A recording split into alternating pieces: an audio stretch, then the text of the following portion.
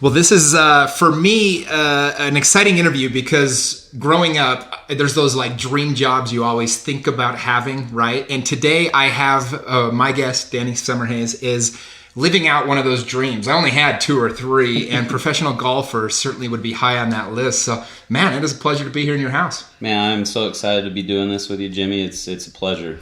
Well, you've had quite the career. I mean, you've been a PGA Tour professional since 2007. And one thing I love about your story, about your career is, I mean, you've finished 3rd in a major. You've had, I don't know how many top 10 finishes, dozens, over the years. And then now you kind of find yourself in a position where you're kind of having to crawl back into PGA Tour status, which we'll go into that for our listeners. But so it's kind of a cool spot to be in right now where you've already had this really cool career. But now you're kind of getting that second wave of it. And so it's a good time for me, I guess, selfishly, to interview you and kind of talk about the ups and downs of being a professional golfer.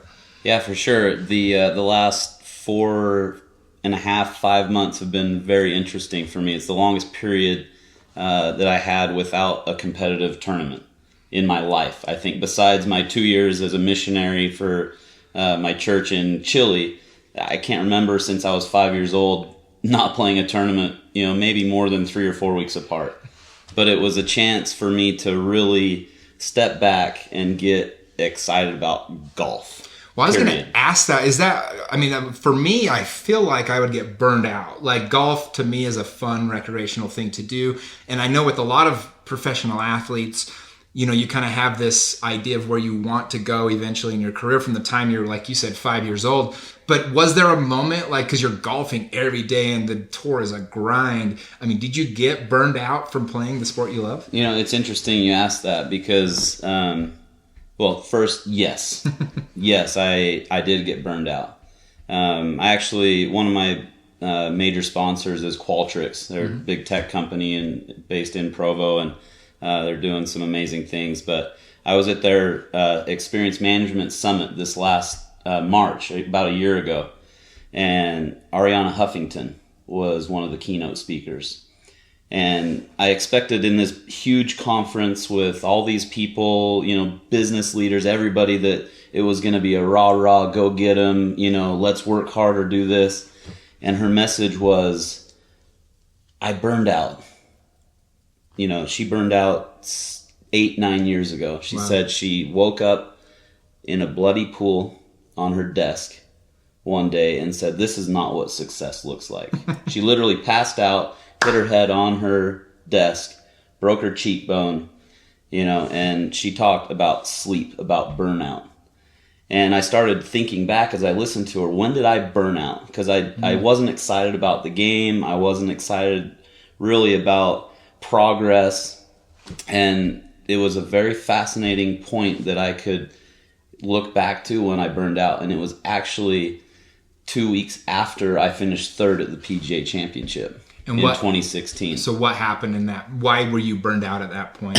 So you put so much effort in to get to what you think is where you want to be, and so the journey and the process doesn't become fulfilling. It's only the result that I was looking for. And being in, that summer I finished 8th at the U.S. Open as well. And it was just, it takes a toll on you in those major championships that you don't know until you've gone through it. And, finishing 8th at the U.S. Open, then 3rd at the PGA, I remember riding on a bus from New Jersey, from the PGA Championship up to the Travelers Championship in Connecticut. And I was so great. I had 100 text messages, hey, congrats, all this stuff. And then I played pretty well that next week, but I just never got a chance to just exhale. And then 2 weeks later, I was at the John Deere Classic, and I was like, I don't want to be here right now. I don't want to play a golf tournament. And in 2 weeks, I had the FedEx Cup playoffs starting. Chance for, and I was in a really good position. I was like 20th in the FedEx Cup, and I remember that point thinking, I do not want to be here. And I should have at the time. Looking back now, I'll be able, as I move forward, I'll be able to pinpoint and be like, whoa, you're not healthy right now. like you said, it's a dream come true to play professional golf. You know, right. That's what people dream about when they're young, and I just kept grinding through it. I remember flying to New York for the Barclays for the first FedEx Cup event, and I was like, "What am I doing? I'm exhausted. I don't want to play." You know, and so yes, I've been burned out, and it's taken a long time to not feel burned out, and I finally. You know, I felt like I had to keep grinding, you know, through the rest of 2016, through all of 2017. I was so scared that I was going to lose my PGA Tour card, and I was behind in points, and I kept adding tournaments. And I'm adding more tournaments in a burned out state already. When you should have been probably pulling back. When I should have been pulling back and self-care. I was pushing forward, digging even deeper, you know, and so... As I lost my card, like I was a mess. I really was. I was an absolute mess. And real quick, for people that don't understand, give us just a real quick what it means to have a card and why that's so important, because I think that's valuable information for the average listener. So if you win a PGA Tour event or you finish the year-end FedEx Cup points list in the top 125, you're guaranteed to play basically any tournament on the PGA Tour schedule that you want. Right. You know, besides the majors and the World Golf Championships, you're in. You know, if you don't have that, you know, status, then you're kind of picking from the bottom a little bit. You get into opposite week events. Like this week, the PGA Tour is in Mexico, but there's also another tournament in Puerto Rico. You know, so guys will get into Puerto Rico, but it's a half, you know, point event. So I was so worried about finishing outside of the top 125 to not have the stability of being able to choose my schedule, to have probably, I guarantee there was a lot of shame in, you know, being to where I was and then having a fall off. You know, I have always had to prove myself to everybody else to think that I was it, and so I was scared to death of it. Well, having done interviews with so many successful people at this point, whether it's business or personal or whatever it is, it's one of my fears. I never want to be the guy that used to be something, right? I don't want to be the guy that used to be good at whatever. Yeah. And so I get that a lot. I interviewed a guy named Brandon Fugel. He's the top commercial real estate agent in the country, and I said, you know, he hadn't seen his family in weeks, and he's just like works all he does, and he kind of loves it. But I said, you know, at what cost is this, you know, worth it to you? And he said, I just worked so hard to build it. I'm afraid to let any of it go. He just doesn't want. So and to give people an idea, on professional golf, there's only 125 guys with a card. That's like 2 football teams in the NFL.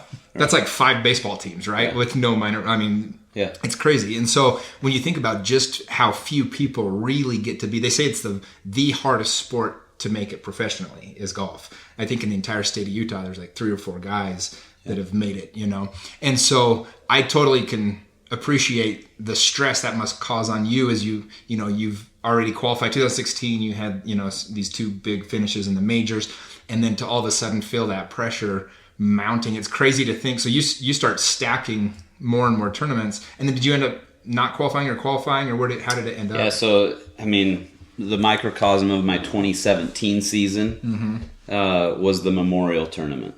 I was leading. I was 3 shots behind Jason Duffner going into the 3rd round. I was in the final pairing with Jason Duffner. And that's Jack Nicklaus's. That's Jack Nicklaus's thing. That's his Augusta National. Yep. You know, Muirfield Village. It's my favorite golf tournament. You know, besides the Masters that I have been fortunate to play in, and we can probably touch on that later as well. But I played a great 3rd round. My game was really good. I actually flipped the tables and had a 2 shot lead going into the final round over Matt Kuchar, and just the anxiety kicks in. You know, when you're fearful of losing something, you know, that you feel like you've already gained,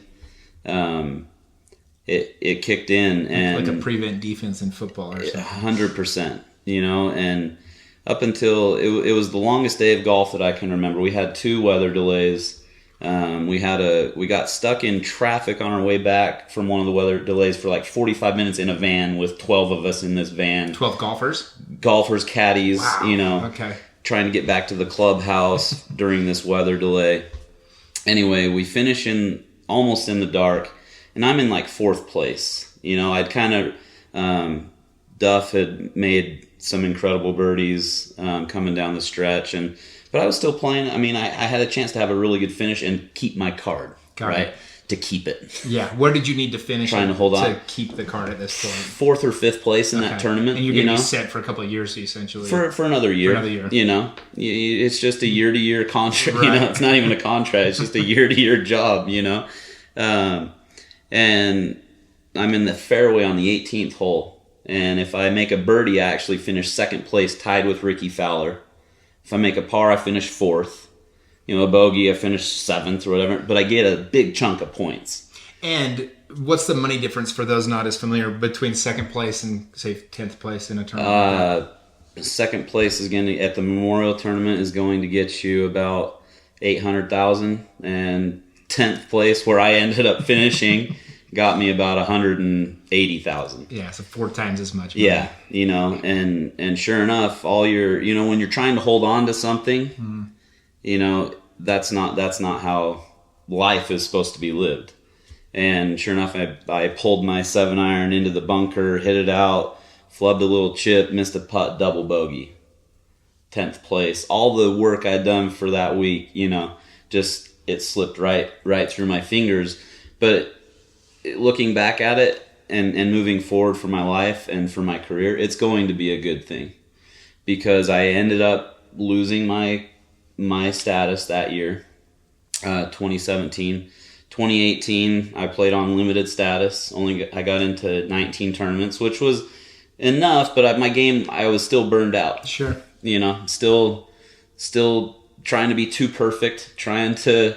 Well, and in golf of all sports, right, it's such a mental game that the second you start pressing, or the second you start putting that extra pressure on yourself, just everything kind of goes away. 100%, you know, and to where my game just continued to decline. There were times when I felt like I'd be over a putt and I couldn't even like pull the putter back, because I think I was just like, I just wasn't right. I wasn't healthy. Yeah. You know, I hadn't taken time to sleep the right way, to meditate, to, you know, have some good mindfulness time, to get in and get good exercise, to, you know, just simple brain health stuff, you know. And then, you know, this last fall in September, you know, was my last chance to get my full status back at the Web.com Tour Finals, which is kind of like the old Q school. Okay. What it used to be. And I didn't get through there, and so from the middle of September till January, I didn't have one golf tournament, and that's that long stretch. But I went from those first 2 months wondering why anybody would want to go on the golf course and just have fun. Like I couldn't wrap my head around. Wait, people actually like go pay to go do that, you know? And very much so, it had become a job. So much so. Yeah. But I knew when I burned out, but I was still burned out. It's a process, you know, to heal. And about 2 months ago, I went out and I played with one of my closest friends and his father and his brother. They had just lost their mom in a pedestrian auto accident, and the only thing that my friend's dad wanted to do was to go play golf. And so I took him right across the street to Davis Park, and it felt more like at the time it felt like almost like a service. You know, I was going to play with them, and I didn't want to play golf. I wanted to be with them, but I didn't want to play golf. And it flipped the switch for me to where I was like, oh my gosh, this is unbelievable. I get to be out here. I get to interact with people. I get to have fun doing a skill. I get to laugh. I get to focus. I get to do all these different things. And over the last month and a half, I'm excited to play golf, which is an amazing thing that I didn't know if it was going to happen again. Now my game is still building back up. Sure. But as far as the burnout thing, I think that's a real thing. You know, and I love what you brought. That's when you need to pull back. Mm-hmm. what you said, self-care. Yeah, self-care, a little bit more perspective, right, on just maybe how much was going right that maybe you had forgot about. 100%, to where I have people come up and say, hey, oh man, what happened to you? Like have you been injured? Have you, what's happened? I was like, I'm actually happy. I feel better than I ever have, Yeah, well, it's crazy because it's only been like a year since you were like right in the thick of everything, right? It's not like your Pauly Shore took 8 years off your movie career. Yeah, I'm 2 years removed from being ranked 52 in the world, Right. It feels like a long time in my own mind too, but when you think of it that way, it's like, oh, Well, I think a blessing that you had is you happen to have a career where you get immediate results based on your body and your mind telling you what it needs. Because I think a lot of people experience the same thing you did, that burnout, but maybe they're accountants or they're real estate agents or something, and they don't even realize they're burned out for years, and they just go through this garbage over and over, and they're kind of living in this life they like don't know how to escape from. I just look at it as such a blessing for you that, literally golf is probably the number one career where if you're experiencing a mental issue or some kind of emotional, you need a break, you're going to recognize it really fast because your game's going to leave you. And so I guess to me, I kind of look at it as a blessing for you that you were able to, get immediate feedback from your golf scores that like, hey, you need to take care of yourself here. Yeah, I actually really like that perspective. And I can feel it. Like I told you on some of these putts, like I couldn't pull it back, whether I was so worried about the result, is this putt going to go in or not, or just physically, like my brain wasn't functioning how it needed to.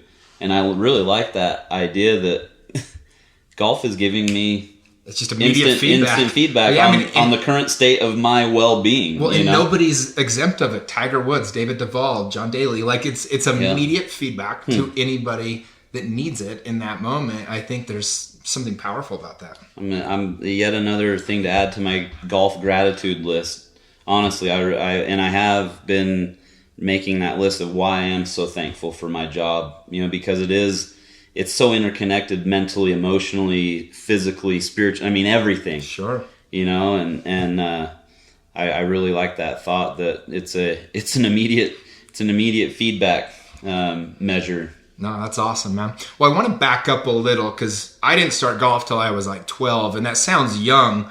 But by the time I've never been any good. Well, I eventually get out on the course or something. But I'm the guy that helps you relax on the course. I usually don't go back with a full set of clubs, and I usually have to bring an extra dozen balls. You're the comfort dog. Dude, you know what my problem is I think a perfect round of golf is about 12 holes. That's what Jack Nicklaus says. Really? So, yeah. But he 9's not enough, but 18's too many. And I just tell people, I'm like, do you want to go golf? I'm like, I'm good for like 6 holes if you want to go. And they're like, what are you talking about? You can't golf 6 holes. I'm like, why not? That's all I want to go. It's like my score sucks regardless. I might as well go for the amount that I want. No, but I want to back up for you. What age did you start at? I know you were a 2-time state champion here in Utah, and you were an All-American at BYU. What age did you start taking golf serious and hitting golf clubs? Even backing up further than that, my mom has a picture of me probably when I'm a year and a half, 2 years old. Oh, wow. I've got a tennis ball on like a little plastic tee, and I don't know I can't remember what was in my hand, but she has a picture of me, taking a whack at it. And then the very first tournament I played was when I was 5 years old. I'm the youngest of 7 kids. Oh, wow. I'm second youngest of 7, so okay. I feel you. Perfect. So, we follow our older siblings around wherever they go, and all my older siblings played golf. It's just been it's been a family tradition since my grandfather and my Uncle Bruce and my dad. We played, summers were full of junior golf tournaments. And there was a tournament down in Richfield, and we all went down, and I was in tears just throwing a fit that I couldn't play. And the executive director at the time of the Utah Junior Golf Association said to my mom's name is Ann, she said, "Oh, Ann, just let him play," and sure enough, she got me in the 10 and under division. And it was a 2-day tournament, 9 holes one day, 9 holes the next day. And I was, I played I was on cloud 9. I played that first 9 holes. I can't imagine how high I shot. It's probably a lot. But I didn't play the second day because I was too tired. So I was 5 years old and I played my first tournament. It's kind of fun. The office we're in here, I'm able to put out some of my memories, and on a little shelf down here, there's some cool little, trophies, the old school, with the golfer on top, so I think I won my first ribbon the next year, 4th place yellow ribbon when I was 6 years old at Jordan River. I still remember. I can still, it was a big deal for me. I finished 4th place in a 10 and under event as a 6-year-old at Jordan River, little 9-hole course. When you're 6 years old, a 10-year-old, he might as well be 30, right? Yeah. So that's a big deal. He's 2 heads taller than I am, but I could chip and putt. I was always a pretty small guy, but I could always chip and putt. But yeah, and then through age 8 through 16, I was a really good junior golfer in the state, and I played well in some national junior golf tournaments. And then when I was 16 and 17 years old, I won the Utah State Amateur as a 16 and 17-year-old. Had a lot of amazing support. I won at my home club at Oak Ridge Country Club, where I grew up playing every day. And perfect. Yeah, so that was some good home cooking there. And then I won the following year at Wasatch Mountain State Park.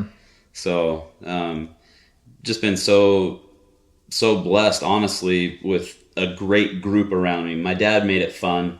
We'd go and play a little loop every night at Oak Ridge, 1, 2, 3, and 9. And if we did like a team game, if we got our team goal, we'd get a frozen yogurt cone at Maverick, on the way home. So he always found a way to make it fun, and it just kept it fresh for us. Well, and I was going to ask that because being in a golf family, right, a little bit more pressure, and you never know if they're keeping it fun or if, it's just too serious, if it means too much to them. And so that's, I guess, really a blessing that you had, that it was more about still having a good time and being out on the golf course. Yeah. Did you, at that young age, did you think, I want to be a professional golfer, I think I can do this? Because it's I remember I was a baseball guy, right? And I kind of always knew I was not going to be a Major League Baseball player. I just wasn't good enough. But you're winning these tournaments. Even at that young age, was that what you were aspiring to do, was be a professional golfer? That's a really good question, and one I've thought about a lot, because I actually, not until I was 21 years old did I say, I'm going to play professional golf. I always had dreamed about playing in the U.S. Open and winning the U.S. Open, but as far as making it a career, it never processed in my brain. Like the whole, I didn't follow, the tour schedule. I didn't know, not until I was in college did I know, okay, the tour starts in January and they go to Hawaii right. And then they're in California and then they're the Florida swing. And then, I had no idea. I followed the majors. Sure. So it's kind of like your casual golf fan, right? Yeah. I was full into golf, but right. I was a casual PGA Tour viewer. Right. I really was, which is weird when I think back at it. Because now I see all these junior golfers nowadays, and they know everything. They know everything, and maybe that's the accessibility of the internet and all that kind of stuff. Well, and it's funny. I think it's almost like to your advantage that you weren't so caught up in it, because it probably realized itself much easier, the fact that you weren't all caught up in all the little details of what it was going to take. Or I think a lot of times that naivety of, I don't know how hard it is to actually make the tour can actually help you to get there, because you don't realize what you're not supposed to do. Yeah, and I think not knowing kind of the nitty-gritty details of the travel and that didn't process. I just loved golf.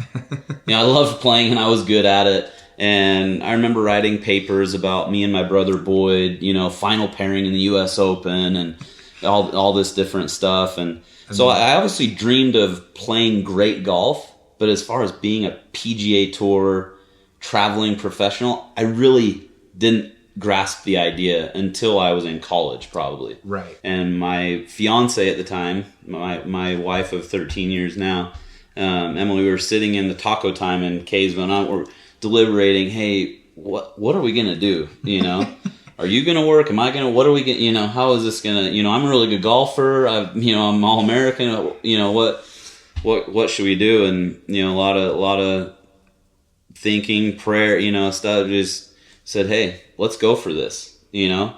And that moment really spurred, after I returned home from my church mission, it really spurred me on to a lot of good work, a lot of success my sophomore and junior year of college, and just rolled it right into my professional career, winning the Nationwide Children's Hospital. Right, because you won that award when you were still in college, so you technically couldn't even take your purse, right? I couldn't take the $126,000, which at the time was a fortune. It would have been. And I tell you what, 2 weeks after that, after I turned pro, I made $3,000, and I was like, I'm the richest dude on the planet, you know? I was so excited. But yeah, it's interesting that I really didn't process, and I think you're right. I think it was good that I didn't, because I probably knowing now about, I mean, I am, like I told you, I am starting to love to play again. Mm-hmm. But the travel is good, but when it's 35 weeks a year, and you do it for 12 straight years. Well, and give us an idea, because when you're starting out in golf, I know you talked about you and your family did an RV, right? Mm-hmm. So when you decide, okay, I'm going to do this, I'm going to go for this as a professional golfer, just give us a quick idea of what those first few years looked like, and even your first few years when you're on the tour traveling in your RV. Yeah, so I won that tournament, which I didn't collect the first place money. I didn't collect any money. Chris Nallen, the second place finisher that week, he wrote me a thank you note, and then I wish he would have. I would have kept that. That's awesome. But yeah, so we started out.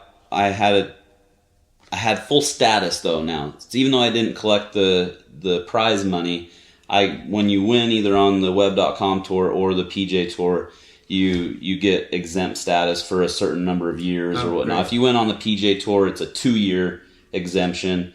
The web.com at the time was 2 years, and then you're in this past champion category.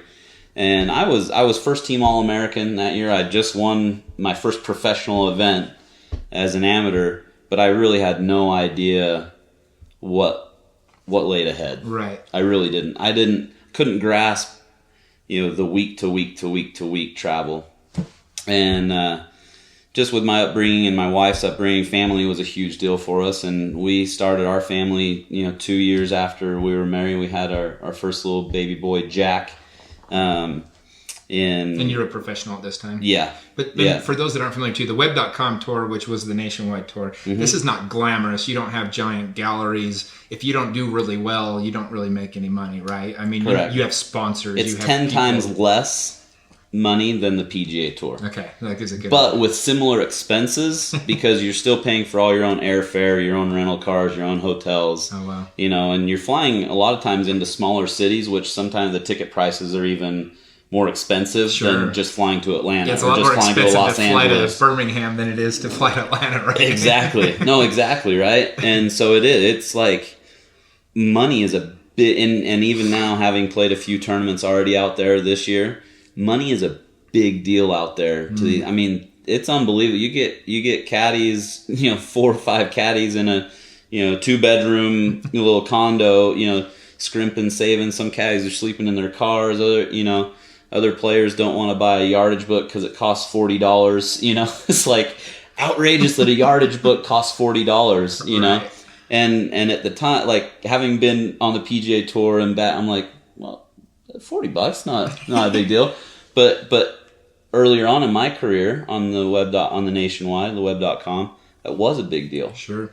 Because, Applebee's was our fine dining for my wife and I, bless your heart. I mean, it was like, oh, hey, it's not Taco Bell tonight. We're going to go to Applebee's. We're going to splurge tonight, But so I remember we were driving from Florida. We played a tournament in Miami, and we were driving up to South Carolina. And we had our brand new baby boy in the back. And he's on these 8-hour drives, rear facing, just brand new baby boy. And I'm like, this isn't how we're going to roll, And we had just bought a townhome.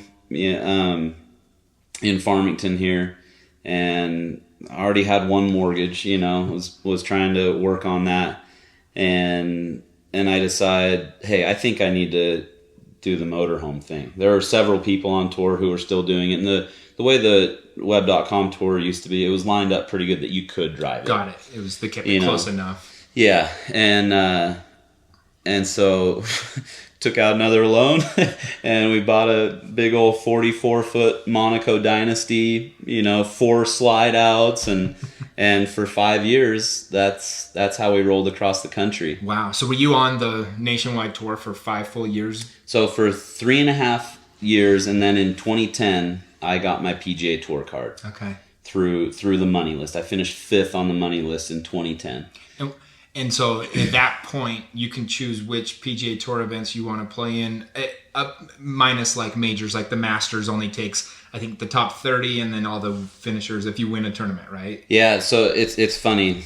That's what I thought at the time. You get your tour card. You're in. And you're in. Whatever tournaments you want. Well, you come to find out, oh crap, I'm still on a pecking order, and I'm still at the bottom.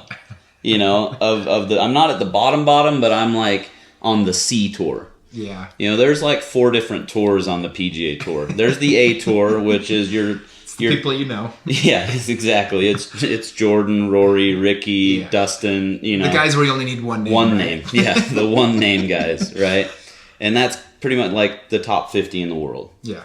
And then you have the B tour, which is tournament winners, your top 125 from the previous year's FedEx Cup points list, and they get into basically whatever. Those 2 A and B tours, they get into most anything they want. And then you have the C tour, which is what I entered, in 2011, my rookie year, and you get into some events, but if you don't play well, you move down the pecking order. How did your rookie year? So I started out really well. Actually, I finished 30th at the Sony Open in Hawaii. And then I was actually in the last group the following week at the Bob Hope in Palm Springs, and I finished 11th. Okay. So I actually started out great, where I got into a ton of tournaments. Yeah. I think my rookie year, I played 30 events or so. And for those not familiar, how many guys make the cut? If 110 guys play in a tournament, is that about right? Yeah, about anywhere from 130 to 150. Okay. And then how many make the cut typically? About 70. Right. Yeah. Okay. So I worked my way into great status, and I think it was another one of those slightly burnout moments. I'd worked so hard for 4 years to get to the PGA Tour, and I played well, and then I made like 4 more cuts the rest of the entire season. Gotcha. And actually lost my status. Oh, really? By the end of the year? By the end of the year. Well, it's interesting you say that, because one thing that with high performers, I think, and I coach a lot of people that are trying to kind of elevate their lives and things like that, and I try to help them realize, like, if you only have a goal that's like this summit, right? When you get there, it's never going to be this end-all be-all moment of happiness. And so it's so cliche, but the whole enjoy the journey, enjoy the ride, all those things, there's a reason those became so popular, because if you truly don't find the fulfillment now in whatever you're doing, it's not going to change when you get to, it's actually almost all it does is it exasperates wherever you currently feel. And so if you feel a little bit of burnout, you get there and all of a sudden you're like, well, wait, now what, right? And so I can imagine, you've made this huge accomplishment. I mean, you are on the PGA Tour, and all of a sudden you're like, wait, I don't feel any different, right? I'm still the same guy. Yeah, and amen to that. One of my other favorite authors is Sean Acor. He's a positive psychology researcher, and one of his most famous books is The Happiness Advantage. Mm-hmm. And the basis of it is that success does not bring happiness, but happiness can bring success. Right. The summit is not where the happiness is found. Right. It is in I mean, it sounds cliche, but it is in the journey. Yeah. And I had finally made the PGA Tour after 3.5 years of, grinding on the web.com tour, and I fell hard, but I think it's a characteristic of mine to be curious, to dig in of why why is this happening? What can I do? What, and I kept working. I went about it a few different ways. Had to battle through some naysayers. Hey, why are you doing this way? Why are you making some swing changes here? Your swing's fine. You're all these different things. And I came through really, really well. I ended up, losing my status, but I went right back to Q school and got my card right back. So you were able to go, because of where you had been, you were able to go right back to qualifying school? Yeah, and I played really well and got my status right back. And then from 2012 to 2016, I finished in the top 70 in the FedEx Cup, all those years. Played 10 major championships in that span, and it was pretty incredible until some of the burnout crept in again, and you keep learning the same lessons over and over again, right? Well, so in that time frame when you were having that from 2012 to 2016, was there a specific event that stands out to you as maybe your favorite moment? Or because there's so many highlights in that period, I don't want to just glance over that, right? I mean, you have had an amazing career, made millions of dollars playing golf. I mean, that is a pretty awesome story. Was there a moment when you just were like, you were just on top? Because as a golfer, when you just got it that day, right? And so was there a moment that stands out to you as maybe a favorite moment in those years? One of my favorite moments was actually after I lost my card, and I had to go back to, there are different stages of Q school, and I was at second stage, and my game was it was really good. And I won that second stage by 7 shots. Oh, wow. And I was like, okay, this feels good. But it was just, and it continued to build all the way through. I think all through this, even though I was being successful, I still was suppressing some of that, need to prove, because I still felt anxious through all of this good time period. And I know it probably sounds weird for a top performer to admit that, but there were many anxious moments. Well, I think there's honor in that vulnerability, though. I mean, there was a year where I was second in the state of Utah in the most homes sold. And there were so many days where I was like, I don't know where I'm ever going to find another client. That's how I felt, because you just, those moments of you almost don't believe your own success, right? You're kind of like, I'm going to lose this at any moment. Yeah. Well, thanks for sharing that, because sometimes you feel alone in sharing that, No, but we're not alone. We all feel it, right? Right. But probably my favorite moment through, I never felt on top of the world, but and I told my wife, sometimes I feel like this train that's chugging along, but it never quite got to full speed, And I think some of that is that anxiety and kind of fear pulling me back. But the one moment was at the PGA Championship at Baltusrol in 2016, and I made 6 birdies in my last 10 holes of the tournament. Skyrocketed up to third place.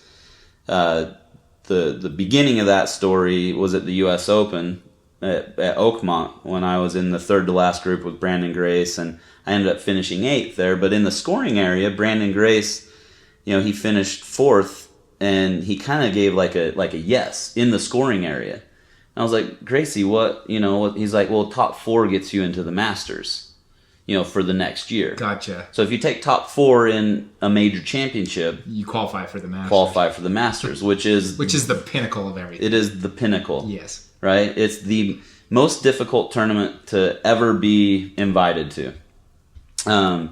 And so that kind of put a seed in my head, wow, there's other ways to get to the Masters, And at Baltusrol, I knew the leader, but everything that's going on. And I'm standing on the 18th tee box at Baltusrol. It's a par 5. If you drive it in the fairway, you have a great chance to make birdie. But if you don't, there's a lake on the left. You're hitting downhill, there's a lake on the left and 2 deep bunkers on the right. If you hit it in there, then you have to lay up over the water, into the fairway. It can get dicey. Yeah. But I remember standing on the tee box, and I knew exactly the situation. And these are the fun thing, because some people shy, I don't want to know what's going on. I don't want to know what's going on. I knew exactly what the situation was. I said, if I make a birdie here, I'm qualifying. I'm going to the Masters. You know? That's a lot of pressure. Yeah, but I would, in that moment, it was an excited, cool, not a fearful kind of, there, because you're always nervous, right? Yeah, sure. But it's the change of, am I an excited nervous or a fearful nervous? Yes. And they are two very different things. And I was pumped, like I was excited.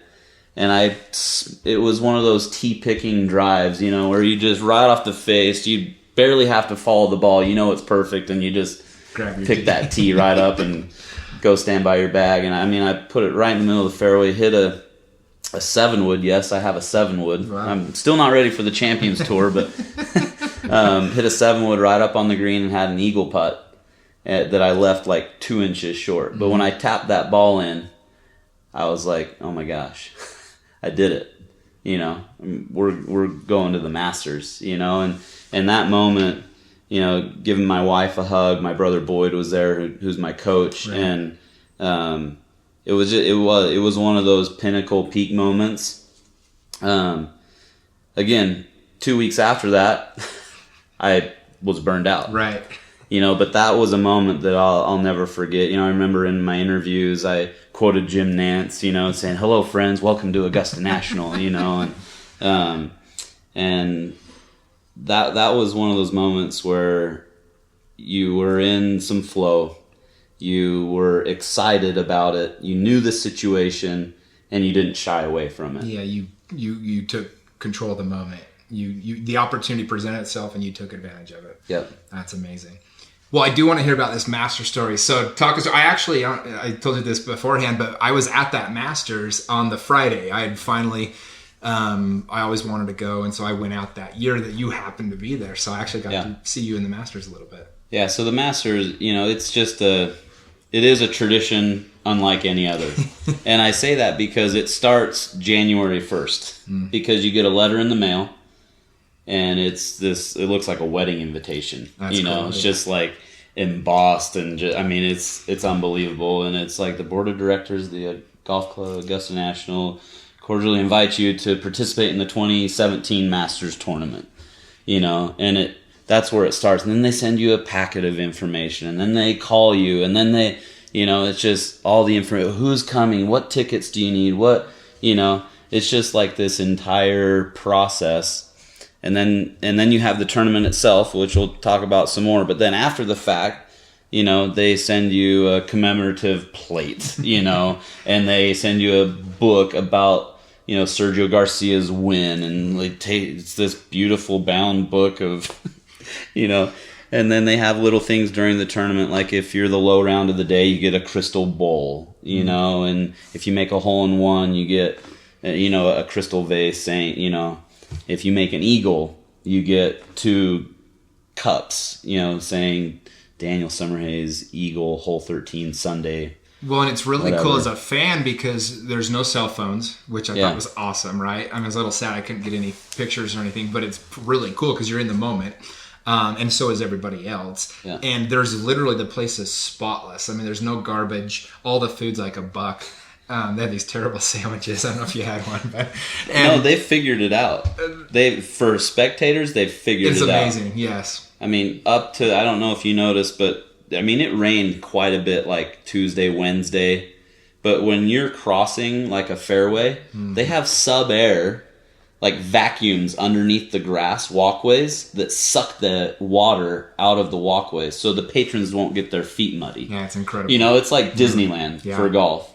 You know, and there's so many, for the spectators, you can see a lot from one spot, you know, and the ease of getting to different spots. Like they figured it out that way. Yeah. But yeah, it's like Disneyland. So your week that you're there, you're going to be playing. Who did you get paired up with the first day? So I was paired with Russell Henley, and you know, my Masters experience really was unbelievable because Arnold Palmer had passed away earlier that year, and he was always one of the commemorative, you know, first tee shot, you know, guys. Him and Gary Player, Jack Nicklaus, and so they had a big memorial for. They always do that first tee shot Thursday morning. They're the first people to hit off the first tee Thursday morning. Anyway, this year was more special. Everybody was wearing these. I'm a member of Arnie's Army. And Jack Nicklaus and Gary Player giving their personal memoirs of Arnold and Jack's tear-filled eyes and everything, memories of their great friend. And 10 minutes later, Daniel Summerhays is the very first person to tee off. I'm the first person to tee off in the 2017 Masters, and I have to follow Jack Nicklaus and Gary Player giving their beautiful, memories of Arnold Palmer and their first tee shots. Wow. I like blacked out. Like I said, just please hit the ball, Luckily it went down the middle of the fairway, but so it started off, kind of with more pressure than I wanted, but I got a full Masters experience that way. And the weather, I got a full weather experience. I got nasty Augusta the first 2 days. I mean, what days were you there? It was rainy. I was there the Friday. And okay. It was definitely, I think the second half of the day, it was pretty... Yeah. Thursday was crazy. We had like 25 mile an hour winds coming and going, swirling through the trees, everything. And I'm the first player. Well, this was the first major since you'd taken third at the PGA Championship. Correct. Because it's the first one of the next year. So, I mean, you're coming off of a very good major, even though you are mentally and emotionally, you're a little burned out. And all that. Yeah. I'm paired with Russell Henley, and we get down 11 green, and we're at Amen Corner now. Mm-hmm. And I'm first to tee off on 12. And it's such an intimidating shot, especially when the wind is going, because it really can come. It could come downwind, or it could sweep back, bank off the trees, and come back into you.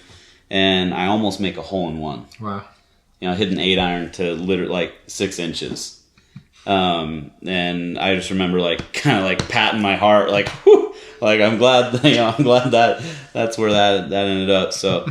That was one of my favorite memories. From that, but then having all my family and friends there, we passed around and figured out this ticket schedule that was unbelievable, because it's a once in a lifetime, potentially a once in a lifetime experience. And I wanted everybody who had been a part of me. So many people are part of the journey. Me. This kind of accumulation. Everybody, from my parents, my brothers and sisters. I mean, how many miles did they log driving me to golf tournaments and putting up with whatever they had to put up with, my closest friends, and so it was just an amazing experience to have everybody there. And then I made the cut, which was off Friday. I had to make a par on 18 to make the cut. How far was the putt? And I'm looking down. It was about 4 feet. Okay. But I'm looking down the chute on 18T, and I'm the wind's howling left to right, and I'm like, I could clip a branch, 20 yards off this, and just, but I hit a good one, and it's funny hearing inside our thoughts, right? You're, as a pro golfer, we're having those thoughts. Yeah, we all think you guys just have it together. No. There's a lot of crazy thoughts that come in and out of the head. But part of it, that's a whole nother topic. But part of that's what do I give energy to? Sure. What thoughts do I give energy to? But I was able to get up and down from left of the green on 18, and then played a weekend. The weekend was beautiful. There's only 42 golfers, something like that, make the weekend. And it's for a Masters rookie, there aren't many Masters rookies who make the cut, right? And so I felt pretty good there, and then the weekend was gorgeous. The winds calmed down, the sun came out. They got the good fast Augusta greens, because they kept them a little bit slower because of all the wind and everything that was going on. So my Masters experience was just, it couldn't have been better. It really was. It was. I got everything. I got everything I wanted out of it, and I would love to get back again. But like we said, it's not about the destination.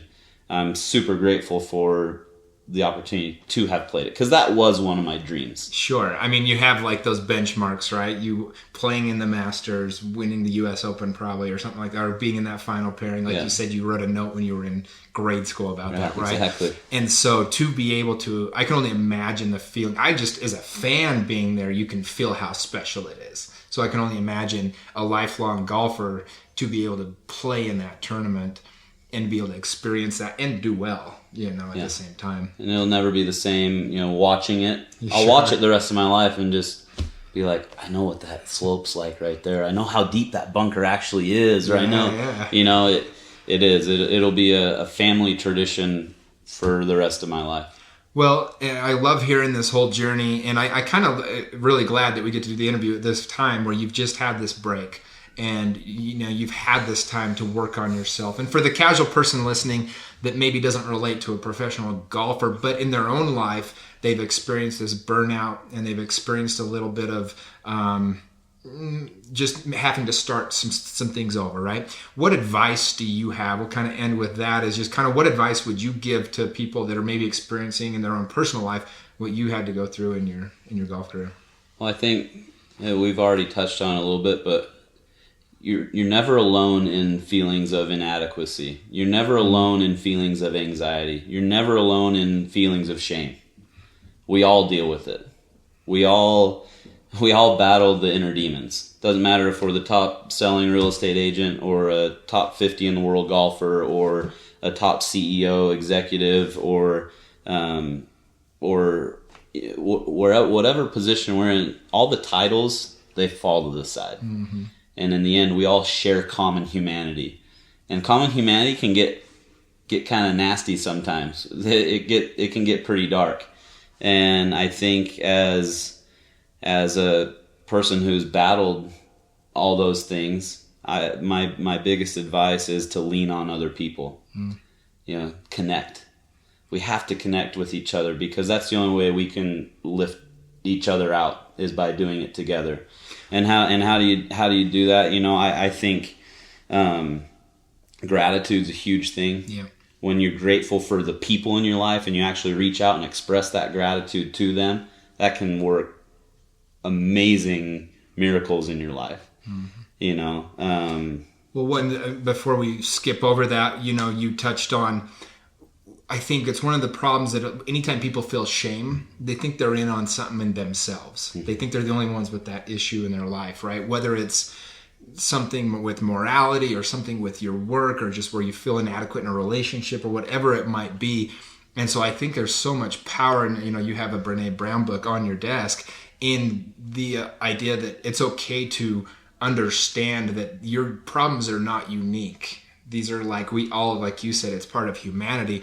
And so I think the power of somebody like your story is that when you realize I'm not the only person that goes through this, and getting a little bit vulnerable, it becomes a superpower, because all of a sudden it has no power over you when you get it out there and realize, hey, this is something we all have that we're all dealing with. And so it's kind of cool. I love hearing your story, and I didn't even know that part of your story before I got here, but it's, to be able to understand that that's what was going on. It can take, we're both in our mid-30s. I think it takes a while to, in your 20s, you're always trying to prove yourself, right? And then it's like, wait, I've been on the top. I can't go back now. People rely upon me. All these things we think. And when you ultimately just go, no, I have some issues here, and I need some help too. Like you said, to lean on other people, even if maybe they've been leaning on you. 100%. And my wife and I, we just went on Sunday to an ARP addiction recovery program meeting. One of our close friends in our neighborhood, he's a counselor at Renaissance Ranch. They're one of the top therapy and treatment centers in the state, and their founder was speaking at this meeting. And so he's like, hey, come and listen. She's like the Yoda of recovery, And we went, and it was full of alcoholics, all types of addiction. All types of addiction. And she's like, how many of you have not been to an ARP meeting? And it was the most interesting, because my wife and I, we kind of raised our hand, And she's like, but we were like, why would we this is the most accepting group we could ever find ourselves in, right. you know, and we like felt some like shame of raising our hand because we hadn't been, you know. But I think that's the thing is like break down the barriers that might keep us from connecting with other people. And then with that connection, you know, learn and lean on other people. I've learned a lot about sleep, about rest. I've learned a lot about meditation, about breathing, about, you know, just all these things. When you lean on people and you get outside and you get curious, like they lift you up.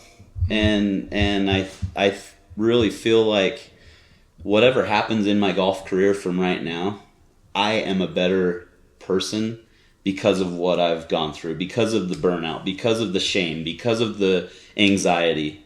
You know, I'm a better person because it's made me reach out. And I'm so grateful to everybody in my life because when I've reached out, there's been a hand to grab. And so I'm extremely grateful for those hands that continue to lift me up, and hopefully we rise together. Well, I was going to say, there's going to be so many people, you know, that hear this and it'll help them in their own situations, people you'll never even meet, right? And so I think you're going to have a lot of fans, a lot of people cheering for you. And again, I mean, you've accomplished so much already at this point in your career, and it'll be fun to see this next chapter, man. We'll all be pulling for you. I'm excited for it. Looking forward to the journey. Well, appreciate it. And thank you again so much, man. Jimmy, thanks so much.